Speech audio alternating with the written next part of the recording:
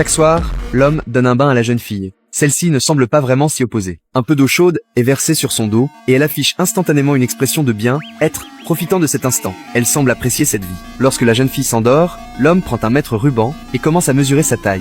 En voyant qu'elle devient chaque jour plus adulte, un désir de plus en plus fort naît dans son cœur. Pourtant, ils avaient convenu que ce ne serait que lorsqu'elle aurait 18 ans et qu'il serait marié, qu'il pourrait réaliser son rêve de partager le même lit. La raison pour laquelle la jeune fille accepte de l'épouser est qu'elle ne comprend pas vraiment le sens du mariage. À l'âge de 7 ans, elle s'est perdue et a été recueillie à bord d'un bateau par cet homme. Elle y est restée pendant 10 ans. Bien qu'il lui ait appris de nombreuses compétences pratiques pour la vie, il ne lui a jamais donné de leçons sur la vie en elle-même.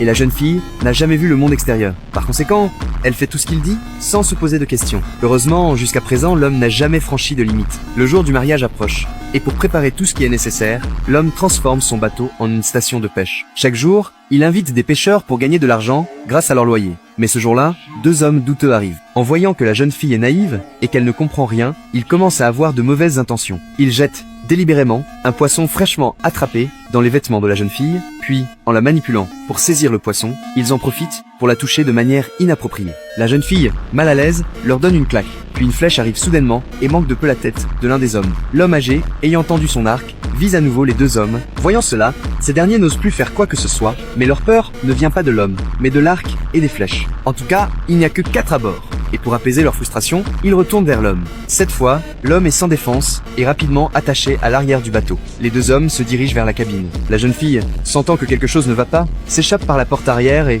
connaissant bien la structure du bateau, réussit à s'enfuir. Les 2 hommes, essoufflés, la poursuivent. Elle arrive à l'entrée de la cabine avant de s'arrêter un instant, attendant qu'ils la rattrapent. Lorsqu'ils sont enfin proches d'elle, elle leur adresse un sourire malicieux.